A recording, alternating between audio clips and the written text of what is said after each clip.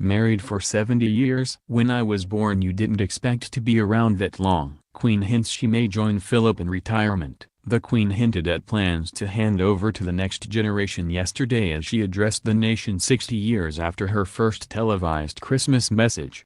In a reflective mood and surrounded by pictures of her grandchildren and great-grandchildren, the 91-year-old monarch said that as a child she could never have dreamed of reaching her 70th wedding anniversary earlier this year.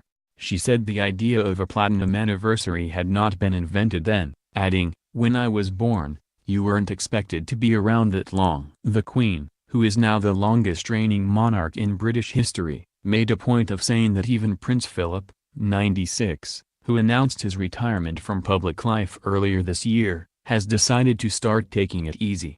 It was almost as if she were suggesting that she, too, might consider following in his footsteps in the not-too-distant future. As if to emphasize this point, she chose to highlight the fact that the younger generation of the royal family will become even larger next year.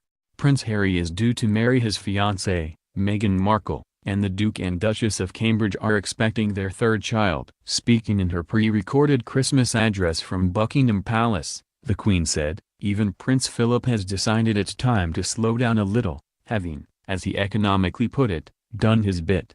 But I know his support and unique sense of humor will remain as strong as ever, as we enjoy spending time this Christmas with our family and look forward to welcoming new members into it next year." The sense of out with the old and in with the new was emphasized by the choice of photographs displayed on the Queen's desk in Buckingham Palace, and elsewhere in the Christmas Day broadcast.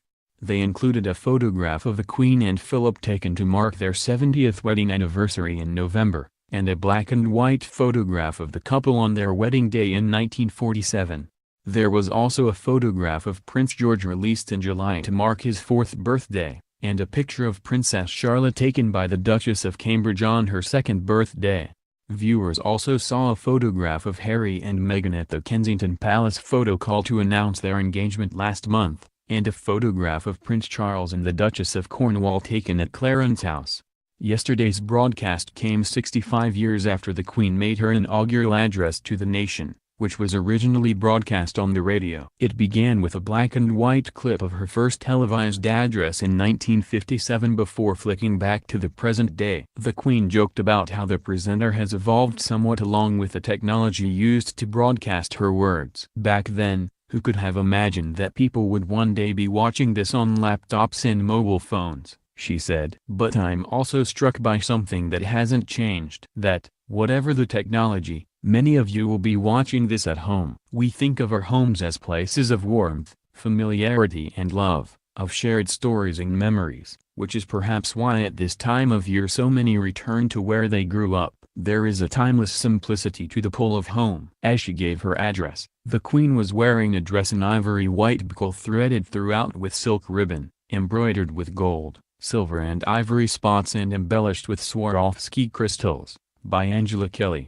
She first wore the dress during the River Thames pageant for her Diamond Jubilee in 2012. After recalling the terror attacks in London and Manchester, as well as the Grenfell Tower tragedy, she concluded her address with the